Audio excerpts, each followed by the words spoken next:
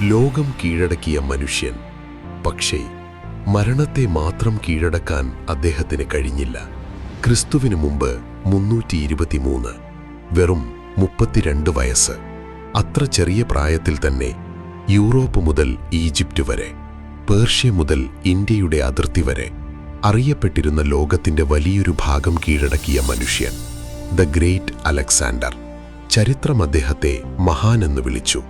എന്നാൽ മരണശൈലിയിൽ കിടന്നുകൊണ്ട് അദ്ദേഹം പറഞ്ഞുവെന്ന് വിശ്വസിക്കപ്പെടുന്ന 3 ആഗ്രഹങ്ങൾ ഇന്നും ലോകമെമ്പാടുമുള്ള ആളുകളെ ചിന്തിപ്പിക്കുന്നു. അതിലൊന്ന്, ഞാൻ മരിച്ചാൽ എന്നെ കൊണ്ടുപോകുമ്പോൾ എൻ്റെ 2 കൈകളും ശവപ്പെട്ടിക്ക് പുറത്തേക്ക് കാണണം. എന്തിനായിരിക്കും അദ്ദേഹം അങ്ങനെ പറഞ്ഞത്? 2500 വർഷങ്ങൾ കഴിഞ്ഞിട്ടും ആ വാക്കുകൾ ഇന്നും ലോകത്തെ ചിന്തിപ്പിക്കുന്നു. അദ്ദേഹം പറഞ്ഞ മറ്റു 2 കാര്യങ്ങൾ എന്തായിരുന്നു? എന്തുകൊണ്ടാണ് ലോകം ഇന്നും ആ 3 ആഗ്രഹങ്ങളെക്കുറിച്ച് സംസാരിക്കുന്നത്? അവ ശരിക്കും അലക്സാണ്ടറുടെ അവസാന വാക്കുകളായിരുന്നു, അല്ലെങ്കിൽ നൂറ്റാണ്ടുകളായി പ്രചരിക്കുന്ന ഒരു പ്രശസ്ത ഐതിഹ്യമോ?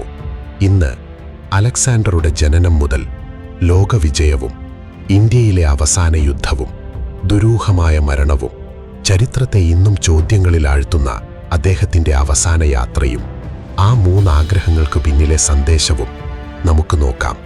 ഈ വീഡിയോ അവസാനം വരെ കാണൂ.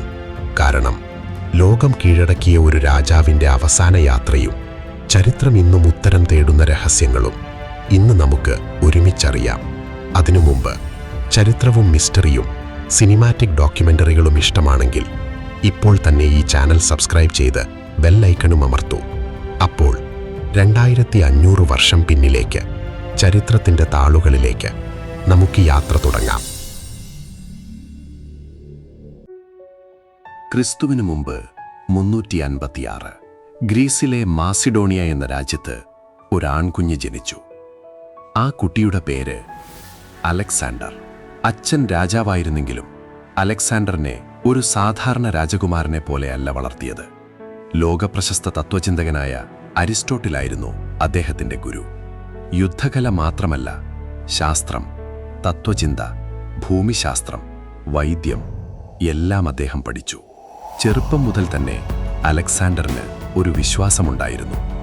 ഞാൻ സാധാരണ ഒരു രാജാവാകില്ല, ലോകമോർക്കുന്ന ഒരു മനുഷ്യനാകും. 20-ാം വയസ്സിൽ അച്ഛൻ കൊല്ലപ്പെട്ടതോടെ അലക്സാണ്ടർ സിംഹാസനത്തിലെത്തി. പലരും കരുതി ഇത്ര ചെറിയ പ്രായത്തിൽ രാജ്യം ഭരിക്കാൻ അവന് കഴിയില്ല. പക്ഷേ അവർക്ക് തെറ്റി. അലക്സാണ്ടർ ഒന്നൊന്നായി തന്റെ ശത്രുക്കളെ തോൽപ്പിച്ചു.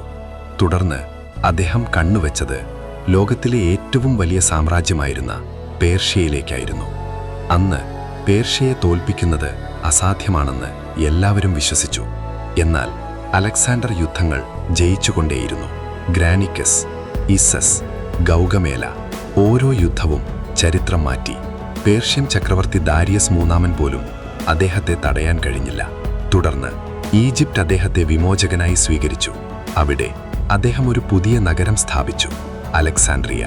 ഇന്നും ലോകത്തിലെ ഏറ്റവും പ്രശസ്തമായ പുരാതന നഗരങ്ങളിലൊന്നാണത്. എന്നാൽ ഇത്രയും വിജയങ്ങൾക്ക് ശേഷവും അലക്സാണ്ടർ തൃപ്തനായില്ല.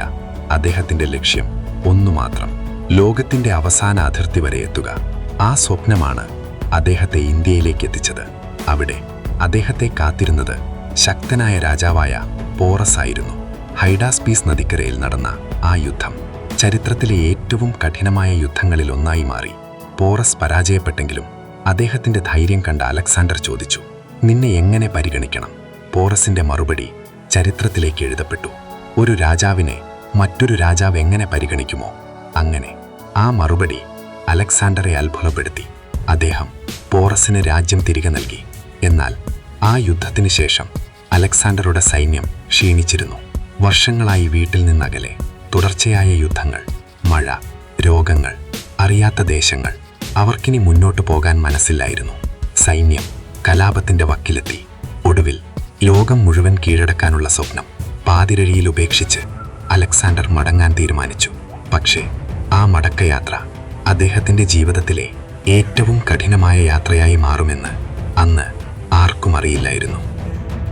ആ തീരുമാനം അദ്ദേഹത്തിന്റെ ജീവിതത്തിലെ ഏറ്റവും വലിയ പരീക്ഷണത്തിന്റെ തുടക്കമായിരുന്നു.